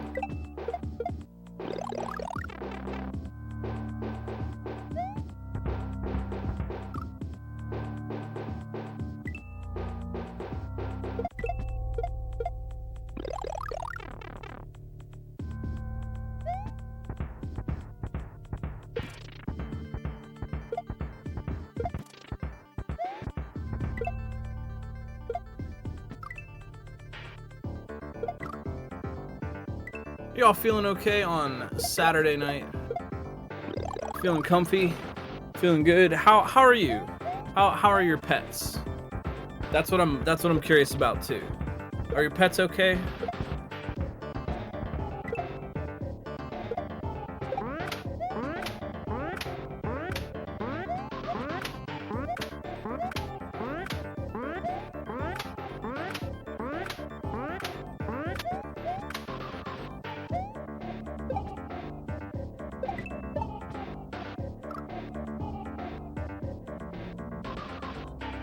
Aw, pet rabbit.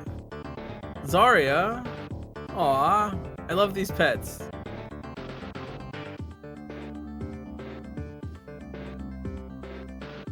Yo, hell yeah, heck yeah for vanilla milkshakes too. Man, that makes me want to make a milkshake. Oh, your pups went to the dog park. Aw, dogs love the dog park. That's where they all love to be. Aw, you're kind. Good on you, taking your dogs to the dog park. Aw, dog park. I like the idea of dog park. I'm not really like a dog. I wouldn't want to own a dog, but I like other people's dogs. I like to just enjoy vicariously, just to enjoy the vicarious dog. I feel like dog parks are nice. I just like the idea that dogs get to hang out with each other. Cats wouldn't want to do that. Cats wouldn't want to go to a cat park. They would not be pleased.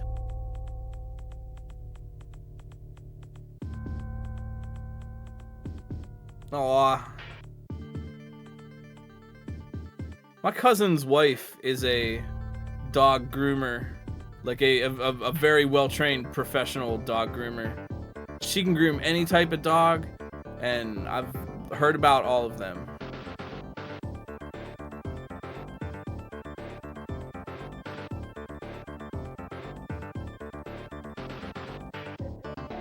You could go to a cat cafe. Cats like dogs like parks. Cats like cafes.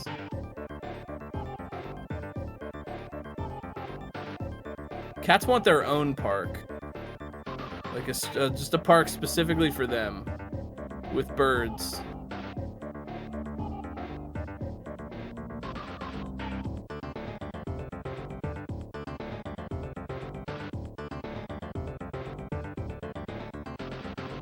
My cat is so happy that the birds are back. Oh, he is thrilled.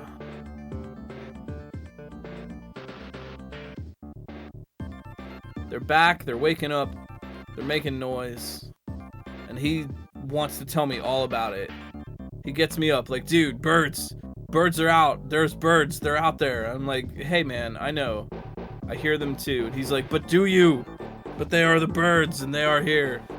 No one is as excited for the oncoming of spring as my cat Mallow.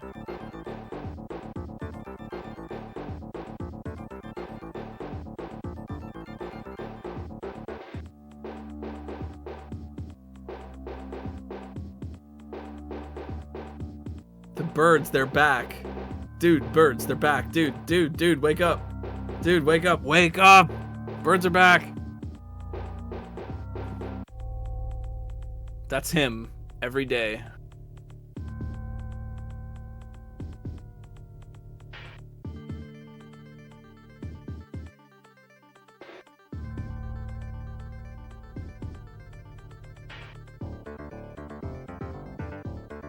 We got him this little cat bed. He loved to sleep in little cat beds when he was younger, and then he got big and he grew out of the cat bed. And so we got him a larger one. We refer to it as a caldera because it is a caldera. And we got him a larger one, and he did not approve. He was like, I don't care about this. And he would not nap in it. And then we just left it by the window, just sitting on top of a box. And we were going to throw it away. And we were like, okay, like, he hates this thing. We're just going to get rid of it. And then one day, lo and behold, he's just sleeping in it. And he's looking out the window, and then he was so excited that he discovered it all on his own. He's like, guys, like, I discovered this place where I can hang out and look at birds all by myself. Like, all right, man.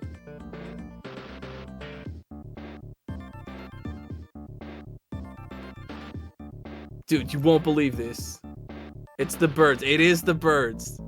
It's the birds, and they're back. Like, Mallow, you told me about this yesterday morning too, man. I know about them.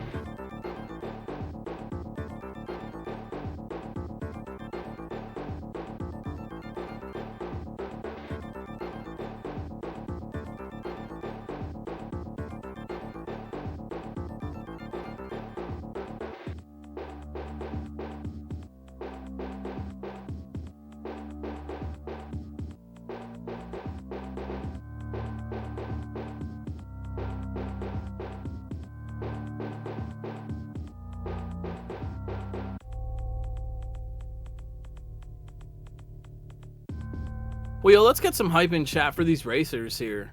1 hour and 20 minutes in, they are still working really hard. If you're looking for a little more Kaizo in your life, go and follow the racers. There are so many cool people playing Kaizo in our community, and I'm sure they would love if you check out their stream. I'm just saying, just saying.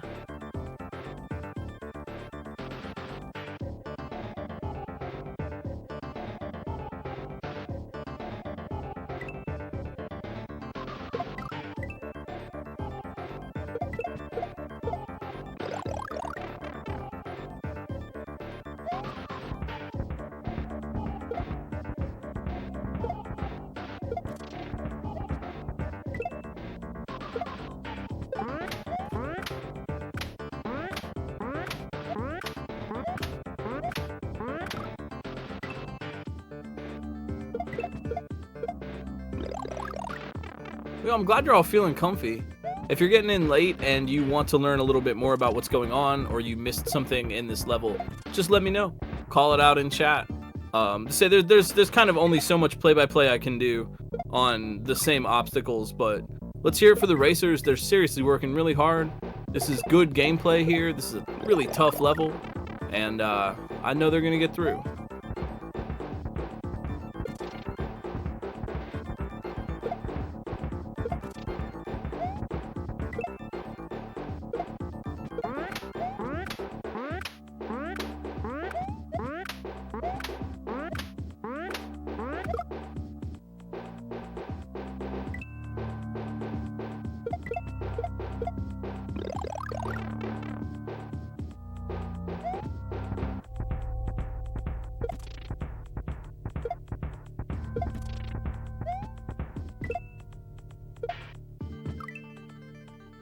Well, Revelug did manage to bring a red shell all the way to the end instead of the required green one, and then get a P-speed jump up to actually grab the shell where it was. They would have been able to cheese with that, except for the shell despawned, which is kind of unfortunate.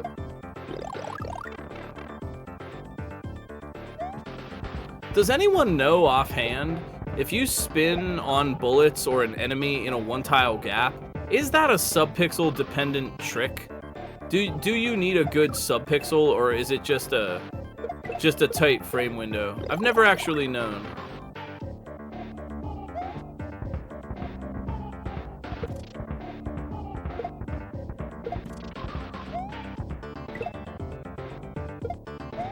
Because there's a strat sort of like that in Quickie World speedrunning.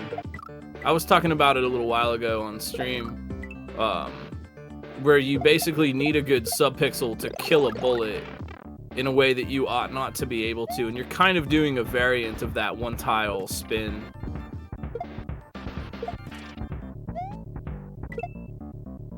Yeah, is it? Okay, I was curious. Is it just a one frame kind of trick, or is there some amount of subpixel RNG in play? I know some hacks have certainly required it.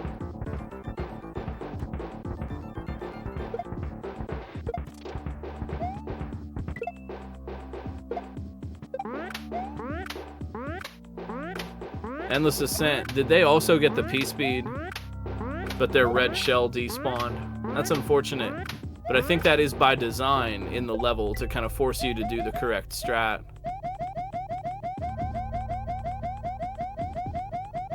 Yeah, that's honestly, it's decent D-cheese. It's unfortunate that it doesn't work. Like, when you get it, you're so close and you almost cheesed it and then it doesn't work, but it's like, it's a bummer for the racers, but it's good on the maker. Let's hear it one more time for Morph Moth tonight. Really great stuff. Their work is very good. Also, I really like moths. I'm a big fan. Moths are really neat.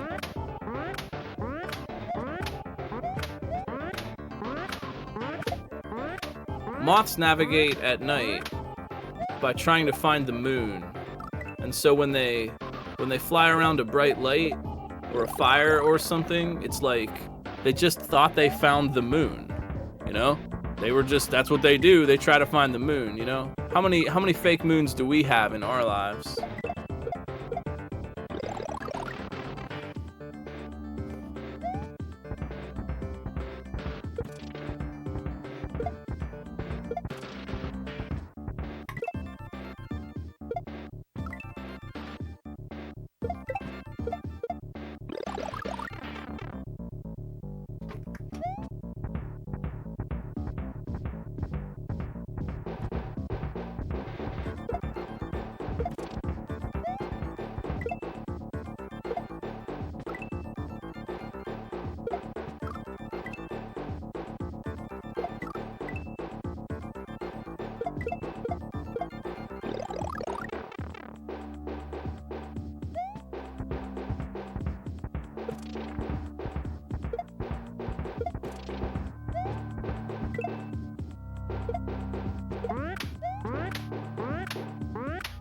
Oh, I don't know.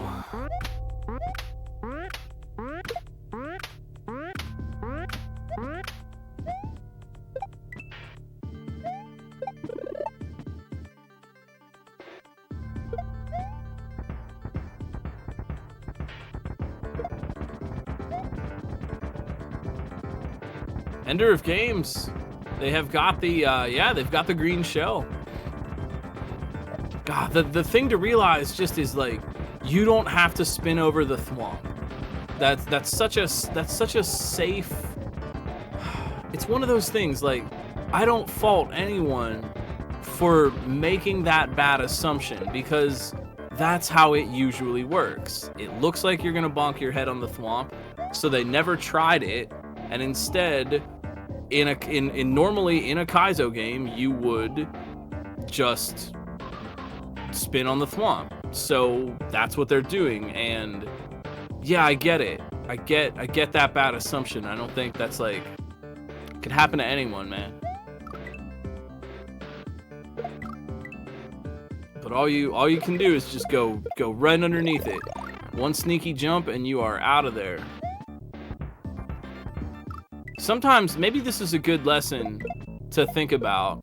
Sometimes in Kaizo, if you're struggling on an obstacle, if you have low consistency on something, just do something different. I don't even know what it is. I don't even know if it's going to work. But sometimes, you know, just try something different. Something else that you could do. You know, sometimes you want to think about sometimes you don't want to think about what did the maker want me to do here. Sometimes you just want to think about what can I do here.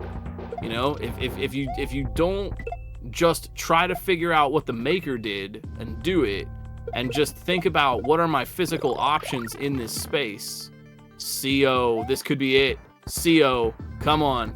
CO, in the upper right, one shell jump away. CO, Cadelic. Oh man, they got it.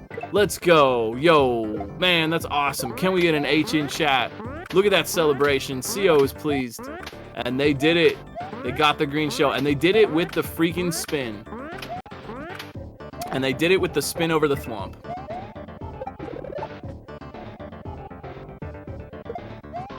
Yo, yeah, let's get some H's. That was very well fought. CO Cadelic moving on to the second section.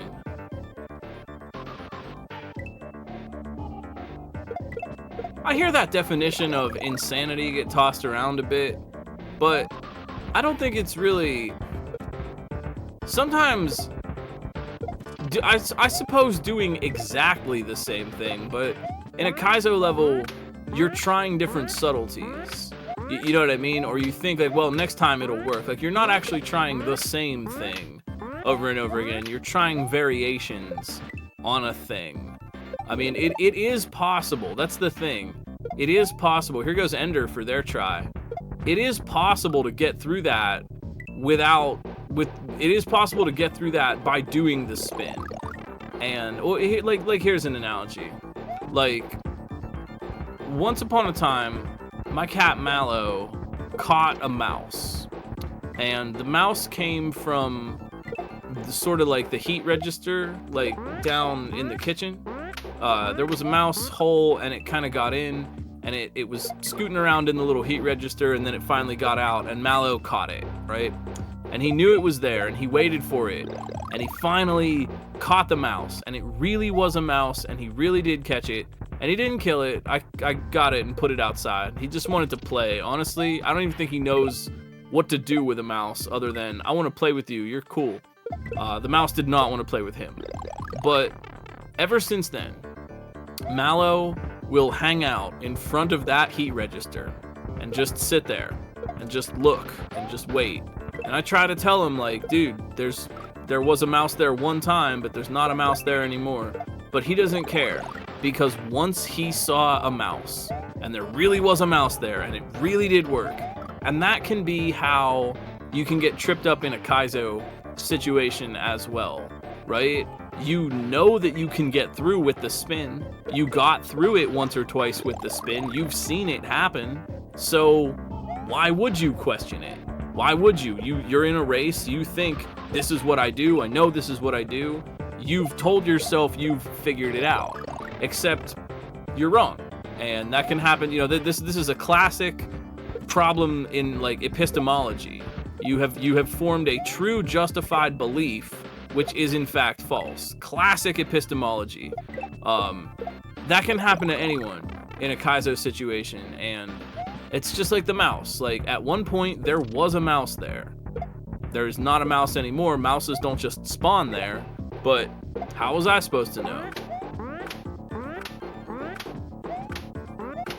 You know, the bad strat that you found is like the mouse. You caught the mouse one time, and so I guess that's what it is. It can be really tough. It can be tough to notice the assumptions that you need to question. But I think that one thing you can do to help yourself find those kinds of things is just notice where you're dying a lot. If you get through all the obstacles, but you're always dying on this one part over and over again, that's your cue to think about what you're doing and see if there's another way, right? Because if you're getting through it all the time, who cares if your strat is good or bad or whatever? It's working. You're getting through, you know? But, you know, even on stuff that you used, you know, you got through once or twice, but if you're dying over and over again on one specific obstacle, that's your cue to think, maybe this isn't what I do.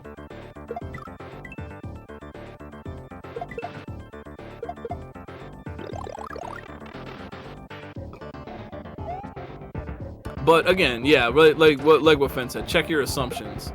But again, this is very easy for us to say from our vantage point, sitting here watching, hearing me talk about it. You know, it's easy for us to say, oh yeah, just do it, forehead. But it's not as easy, even in a race or even just playing a Kaizo level in general. You might, you know, I can't even tell you how many times I've been bodied by something, and then I finally come to realize, like, oh, that's just not what you do. You know, oh, this part is janky. This part, it's not consistent. It's not working. Like, oh, like, it's not working because that's just literally not what I do at all. If I do the right thing, oh, look, it works out no problem. That's what I mean, sort of, like, there aren't bad players. I don't see bad players play on ROM hack races. I see players with different depths of knowledge and different depths of experience. And sometimes players question their assumptions quicker in some levels than in others. And really, if you look at what has the hang up been in a lot of cases, Ender of Games making that jump, questioning their assumptions, and they are just a jump away now. Let's go. But you know, in this race, if you look at, like, what has the hang up been, it's not a skill issue for the racers. It really is, more often than not, just a knowledge issue. That, like, why are the racers getting bodied at this section? A lot of what we do in testing isn't necessarily saying, make this obstacle easier, or make it harder. But a lot of what we do in testing is figuring out if players are going to be able to figure it out or not. Like, helping them question their assumptions, helping guide the player toward the right strat. When someone's getting bodied, if you're getting bodied in a Kaizo level, you're probably better than you think. Mechanically speaking, you're fine. You're just lacking some amount of knowledge, either about how properties in Mario World work, how the level is supposed to be structured, what you're supposed to do here. Maybe you were supposed to bring an object that you're just forgetting. Sometimes when the point of failure doesn't happen at the obstacle where you die, it can get a little challenging. Like, it turns out, like take this level for example. It's possible to bring the red shell all the way to the end, right? And that's a bad thing. You don't want to do that.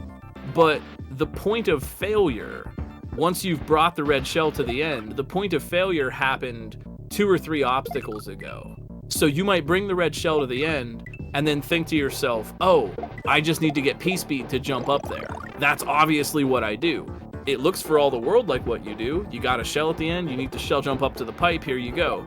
And then when it doesn't work with P-speed, you think, oh, well, I just need to do it better. Because obviously I'm right about all the steps leading up to it, but there's your epistemology problem again. You're not right about all the steps leading up to it, and that can be really tough when the point of failure is not occurring where you're dying. Here's Endless Ascent. Oh my word, Endless. Oh my gosh, they would have made that even. So yeah, so Endless Ascent right now trying for the P-Speed strat, and I can only assume, and they rightly assume, that that's what you do. Why wouldn't it be what you do? This is some really, this is like intro to epistemology. Knowledge is a true justified belief. But what is a belief? What is justification? And what is true?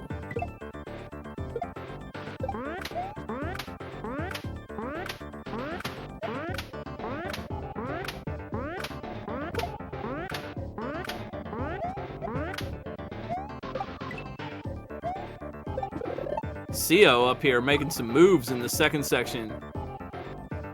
I think this second section is a little easier to figure out. There's not a part where they're getting kind of confused, so easy to make some moves. I like that, honestly. I like that for a race structure. Having like the second or like the ending sections be a little easier than what came before it. Personally, I don't always think that a difficulty curve should be a constant incline. You know, where like I think a lot of assumptions about the difficulty curve are just discussions of how much more difficult to make the level than the one that came before it, right? And it's just like, well, you know, this level's harder than that level, and it's next, until you finally get to the end level, that it's the hardest level in the hack, and the ending level should always be the toughest one. And I kind of don't agree with that all the time. I think that sometimes a difficulty curve is better if the harder stuff is toward the middle or toward the beginning even. But maybe the beginning makes the rest of the game seem a little lackluster.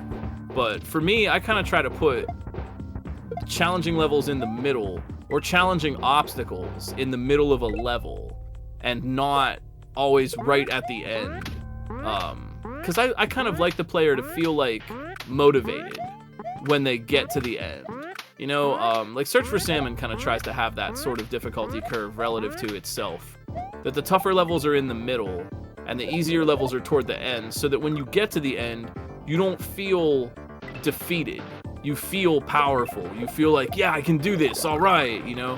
Because it feels, you know, there's nothing worse than working on one section, and you work so hard, and you finally clear it, only to get to the next section, and it's just 1,000 times more than that, you know? Like, you just spent an hour and a half figuring out some really tough thing, you finally got it, and then what's your reward? Oh, hey, do it more, idiot, you know? Like,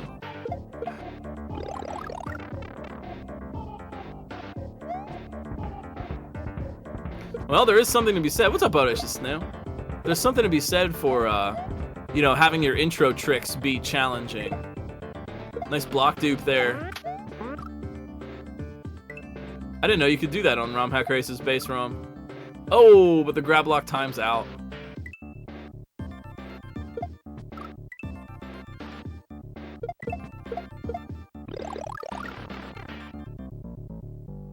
It is possible when up-throwing an object at a block, it is possible to hit a block.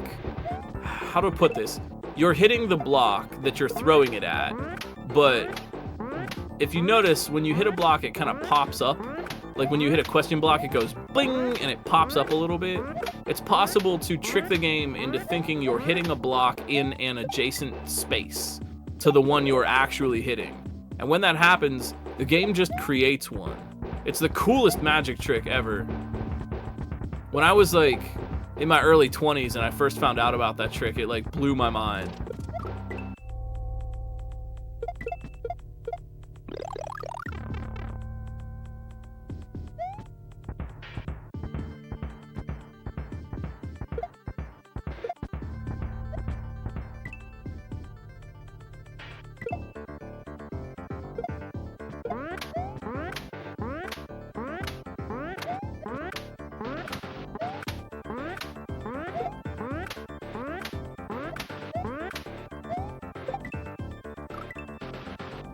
So yeah, base ROM.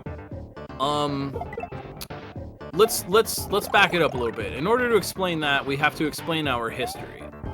In the past, ROM hacks were made only on the vanilla game, right? You extract your copy of Super Mario World from a cartridge that you own using your Google device, and you have your vanilla ROM, but what do?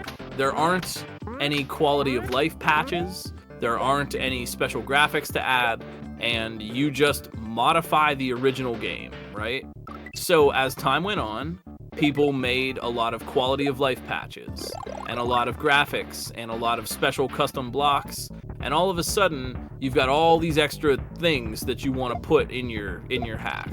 And a lot of these things are foundational, right? You can't really have a Kaizo without oh, you can, but let's just say you want infinite lives, and you're just gonna have that on everywhere.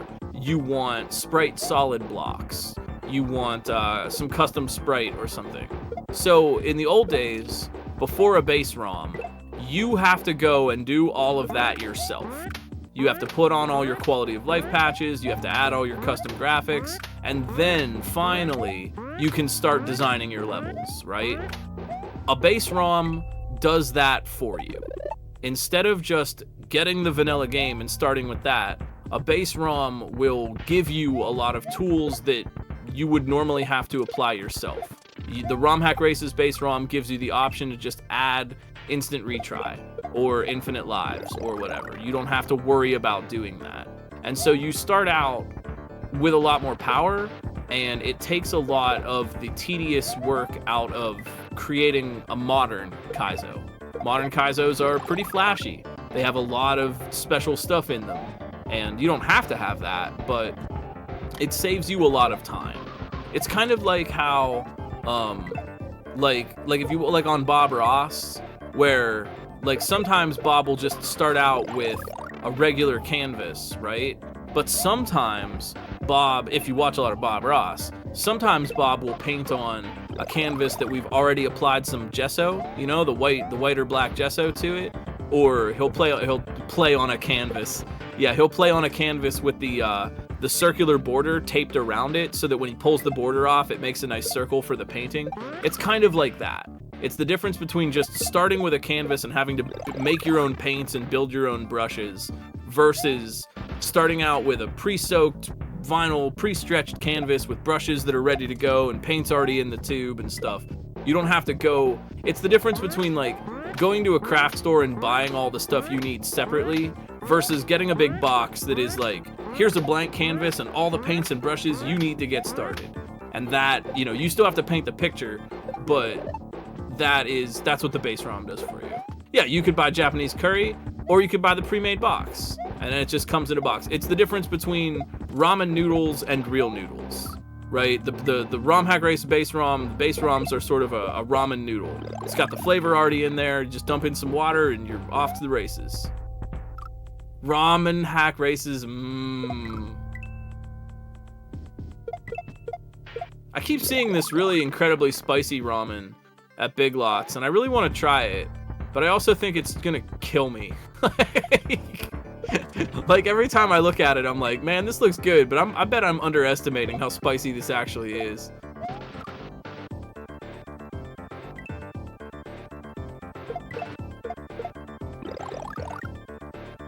And like, for example, just today, we have produced the very first base ROM for Mario Brothers 2. So, future Mario 2 ROM hacking projects can start out on a better base ROM.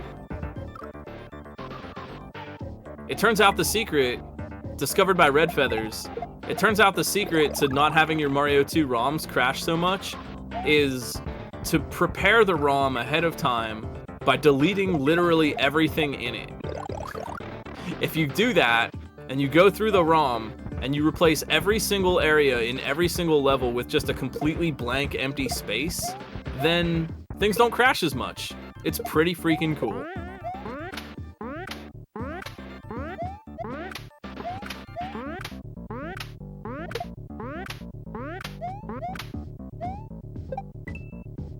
Endless Ascent, remaining committed to that P-Speed strat. Meanwhile, Ender of Games, they've got this all put together. They just have to get out of here alive. Go quick, Ender. Oh! In order to make those grab blocks not smash when they throw them, they need to be pressing directly up, like holding right against the side wall there. And a little glitch occurs where you don't smash the block, it throws it over the one. and lets it stay alive.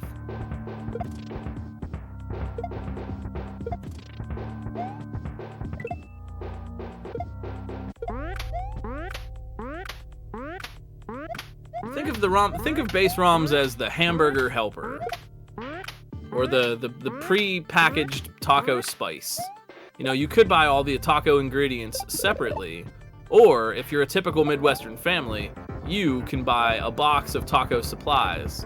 It comes with like 12 taco shells, taco seasoning, a little bit of spices, you know, Ender of Games, one shell jump away, and they got it. Let's go. Yo, put some H's up in chat. Put some hype up for Ender. They have made it to the second section, and things are going to get a little more chill now. The sound of that checkpoint is one of my favorite sounds in all of Mario. Woo! You know what I mean? That satisfying woo! It's such a joyful sound. Sio's got a lot of experience here, but Ender's got the skills. Less cryptic setups in this one, so I think we're looking good here. Now Sio, they gotta figure out what they're doing with this. The shell is empty, and they know that. So they're scoping it out. We could get a clutch one-shot here. Sio, thinking about it. Run, little plumber. Oh, can they make it? They did! Oh, right. Oh, look at that. Oh, jeez, come on. Ah, not the death block. Nice run, Sio. They had it. They had it.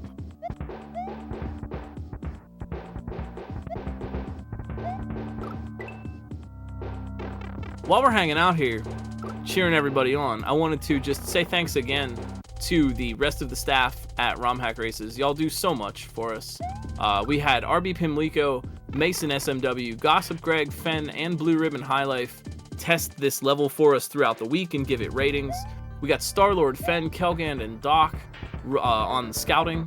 We got Fen, who is so helpful and kind, on the restream tonight, pushing the buttons, booping them, and making everything look all nice for you. We got D to the 4, Ampersam made the ROM Hack Race base ROM. Kelgand and Doc do so much for us around the scenes, behind the scenes, on the ROM Hack Races Discord, and make a lot of resources and stuff for us. So thank you all so much for that. Once again, you can go to romhackraces.com, download this patch, jump on our Discord server, and learn a little bit more about ROM hacking. If you want to get involved and you have like deeper questions, there are always folks hanging out to answer questions about the base ROM or just Mario World hacking in general. We've really developed a really good community and a good knowledge base.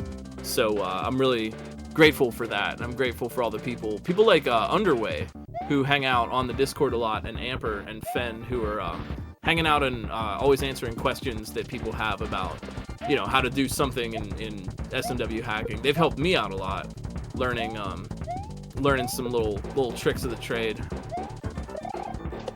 So there's never been a better time to get into SMW hacking. Ender, yeah. Yo, let's go, Ender of Games. Now they've got their shot at this shell part. Ah, gotta go between.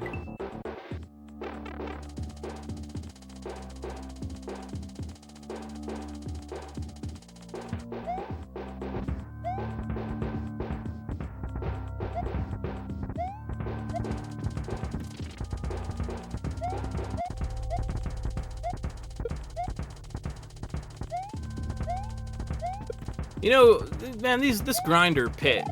You got these grinders moving around in here, and it really gets me thinking how far we've all come.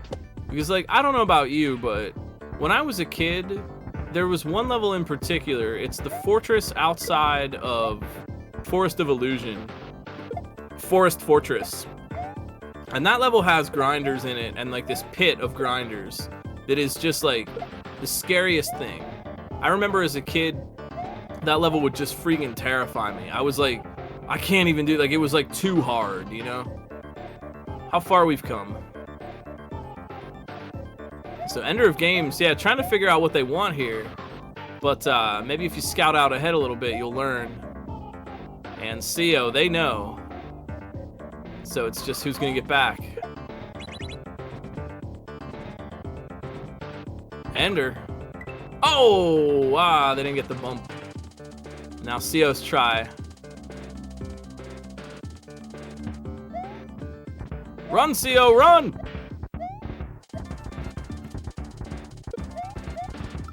Yeah, now playing a little bit safer. Yeah, watch out for those death blocks. And CO Cadelic. What you gonna do? Oh, no!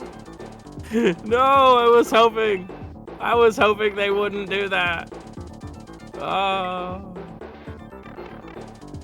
They got it. They got it. Hey, yo, shoutouts to you, chat, for hanging out and supporting all the racers.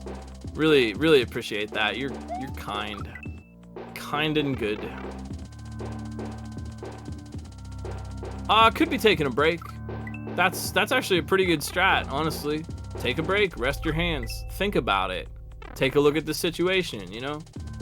This, you know, it's a race, but strats like pausing, taking a break, resetting even, those are valid, you know?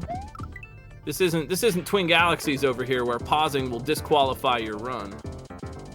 You don't have to mail your run on VHS tape and send it to us in the mail.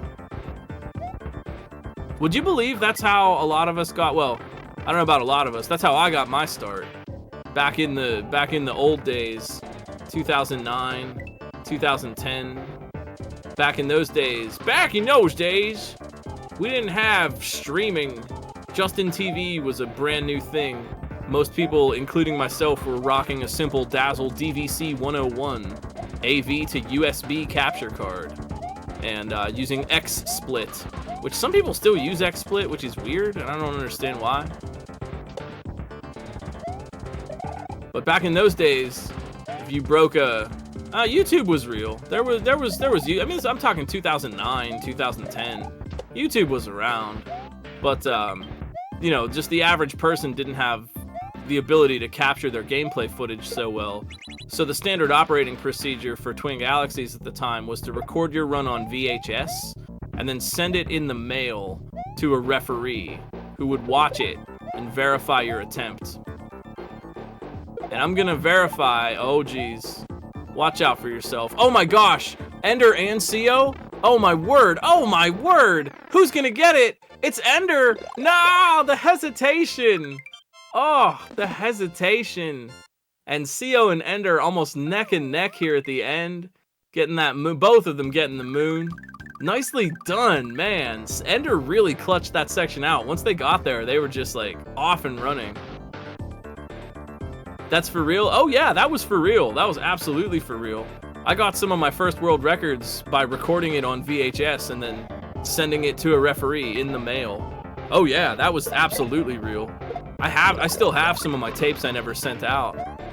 I have the Millipede, Atari Millipede world record that I never sent. I'm Garrett Bobby Ferguson. Oh my gosh. Garrett Bobby Fergusoning this by holding the tape back. Well, we're down to 1, and we are about 5 minutes out here. So I just want to say thank you for making ROM Hack Races a little part of your Saturday. We do these races every Saturday night. 8 o'clock p.m. is the start time, and we usually start the pre-show 30-ish minutes in advance. You can jump on romhackraces.com. You can jump on the ROM Hack Races Discord. You can grab Ampersam's ROM Hack Races base ROM for your next ROM hacking project. You can go around and follow the racers, get a little bit more Kaizo in your life. Check out SMW Central for a little bit more. Download some patches and play them. You know what's up. You're kind and cool people. Thank you so much for hanging out. We are going to throw the raid over to Endless Ascent and cheer them on for the win. Thanks for hanging, y'all. I really, really appreciate it. These are always so fun to do, and I really appreciate that people come out and watch. You matter. Your thoughts matter, your heart matters, your feelings matter. You matter to other people in your lives. You matter to me as human beings. You matter to the internet's Number one, Longboy Furry, and the people that matter to you in your lives would love to hear from you about that. We know Black Lives Matter, LGBTQIA+ lives matter, Indigenous lives matter, disabled and autistic lives matter, and you, don't forget. I hope to see you all next week for another fun race, or maybe this week around the Kaizo community. Thanks to all the racers for trying out. Thanks to everyone who came out and watched. You are the best. Thank you to Fen and the ROM Hack Races staff for putting this on tonight. I have been Glitch. You have been you. Keep hacking, and I will see you all around tomorrow. Peace.